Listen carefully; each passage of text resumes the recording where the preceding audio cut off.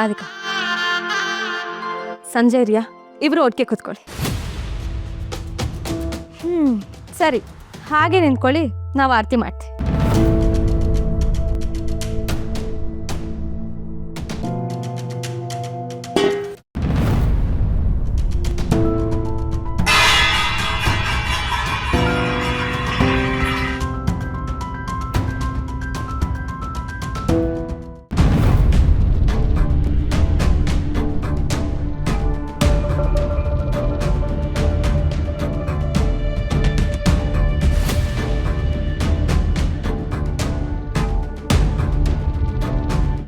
ಸಂಜು, ಸಂಜು,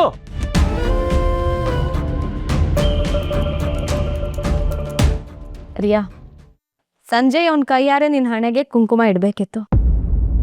ಆದರೆ ಅವನಿರೋ ಮನಸ್ಥಿತಿಲಿ ಇದನ್ನೆಲ್ಲ ಹೇಳಿ ಮಾಡಿಸೋದು ದೊಡ್ಡ ಸಾಹಸನೇ ಆಗ್ತಿತ್ತು.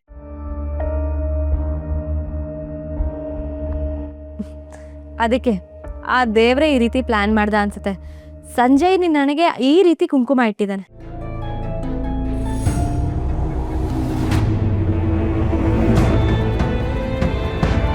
ಆಕಾಶನೇ ತಲೆ ಮೇಲೆ ಬಿದ್ದರೂ ಅದು ಒಳ್ಳೆ ಉದ್ದೇಶಕ್ಕೆ ಬಿದ್ದಿದೆ ಅಂತ ಹೇಳ ಹುಡುಗಿ ನೀನು. ಹುಡುಕಿ ಪಾಸಿಟಿವ್ ವಿಷಯನ ಹೈಲೈಟ್ ಮಾಡ್ತೀಯ. ಎಲ್ಲ ನಮ್ಮ ಕರ್ಣನ್ ತರ ನೋಡು.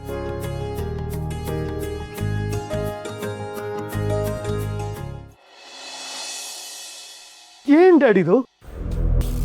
ಆ ದರಿದ್ರದವ್ರ ಜೊತೆ ಮದುವೆ ಆಗ್ತಿದ್ರೆ ನೀವೆಲ್ಲರೂ ಅಕ್ಷತೆಗಳು ಹಾಕ್ತಿದ್ರಲ್ಲ.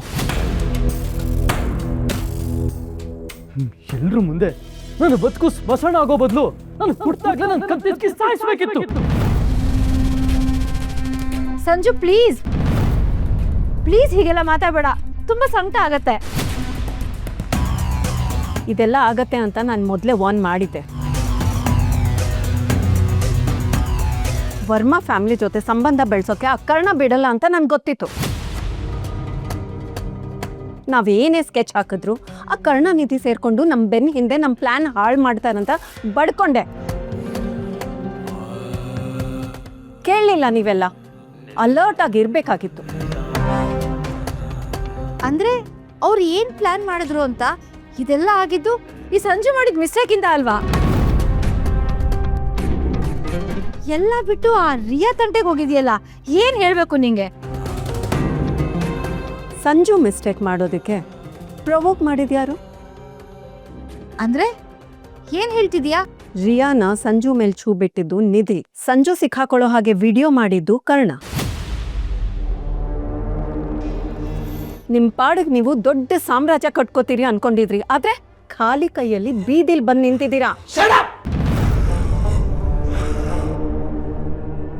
ಆ ನಾಯಿ ನನ್ನ ಎದೆ ಮೇಲೆ ಸವಾರಿ ಮಾಡಿಬಿಟ್ಟ. ಏನೇ ಆದರೂ ಆ ವರ್ಮಾ ಫ್ಯಾಮಿಲಿ ಸಂಬಂಧ ನಮ್ಮ ಕೈ ತಪ್ಪೋಗ್ಬಾರ್ದಾಗಿತ್ತು.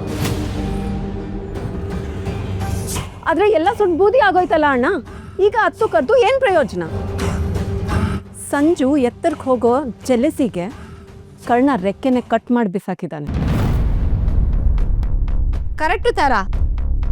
ಆ ಕರ್ಣ ಹೇಗೆ ಲೋ ಕ್ಲಾಸ್ ನಿಧಿನ ಕಟ್ಕೊಂಡೋ ಅದೇ ಲೋ ಕ್ಲಾಸ್ ರಿಯಲ್ನ ತಂದು ಇವನು ಕಟ್ಟಿದ್ದಾನೆ. ಎಕ್ಸಾಕ್ಟ್ಲಿ. ಅಷ್ಟು ಸುಲಭಕ್ಕೆ ವರ್ಮಾ ಫ್ಯಾಮಿಲಿ ಶ್ರೀಮಂತಿಗೆನ ನಮ್ಮ ಸಂಜು ಅನುಭವಿಸೋಕ್ಕೆ ಕರ್ಣ ಬಿಟ್ಬಿಡ್ತಾನ?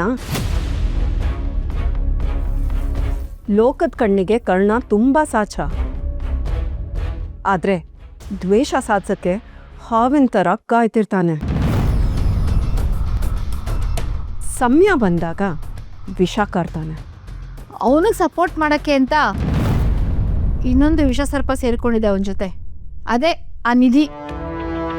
ಇಬ್ರು ಸೇರಿ ಪಾಪ ನಮ್ಮ ಸಂಜು ಬದುಕಿಗೆ ಕೊಳ್ಳಿ ಇಟ್ಬಿಟ್ರು. ನನ್ನ ಮನೇಲಿ ತಿಂದ್ಕೊಂಡು ಉಣ್ಕೊಂಡು ಬಿದ್ದವನು ನನ್ನ ಮಗ ಸಂಜುಗೆ ಎಂಥ ದ್ರೋಹ ಮಾಡಿಬಿಟ್ಟ. ಅವನು ನನ್ನನ್ನು ಜೀವಂತವಾಗಿ ಉಳಿಸಲ್ಲ ಮಗನೇ. ಡ್ಯಾಡ್, ನೀವು ಸುಮ್ಮನೆ ಇದ್ರು ನಾನು ಮಾತ್ರ ಯಾವುದೇ ಕಾರಣಕ್ಕೂ ಸುಮ್ಮನಿರಲ್ಲ.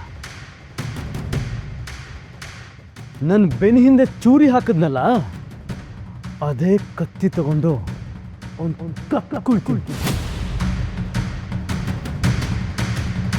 ಪ್ರತಿದಿನ ಅವನು ನರ್ಕ ನೋಡಬೇಕು. This is my challenge. Sanju ಎಲ್ಲಿ ಹೋಗ್ತಿದ್ಯಾ? ಒಂದು ನಾನು ಸಾಯ್ಬೇಕು, ಇಲ್ಲ ಅವನು ಸಾಯ್ಬೇಕು. ಆದರೆ ಸಾಯೋ ವಿಧಾನ ಮಾತ್ರ ಬೇರೆನೇ ಇರುತ್ತೆ. Just wait and watch. Sanju Sanju have you gone mad or what? ಭವ, ಇವ್ನು ಹೋಗ್ತಿರೋ ಸ್ಪೀಡ್ ನೋಡ್ತಿದ್ರೆ ಏನೋ ಹೆಚ್ಚು ಕಡಿಮೆ ಆಗುತ್ತೆ ಅಂತ ಅನಿಸ್ತಿದೆ. ತಡಿಬೇಕು ಭವ, ಬನ್ನಿ ಬನ್ನಿ ಎಲ್ರೂ ಹೋಗೋಣ.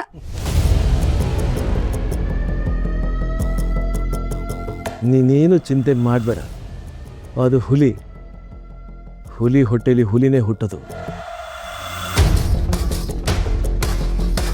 ಅವನ ಸಿಟ್ಟಿಗೆ ಅರ್ಥ ಇದೆ. ಆ ಅರ್ಥ ವ್ಯರ್ಥ ಆಗಬಾರ್ದು. ಅವನು ನನ್ನ ಮಗ.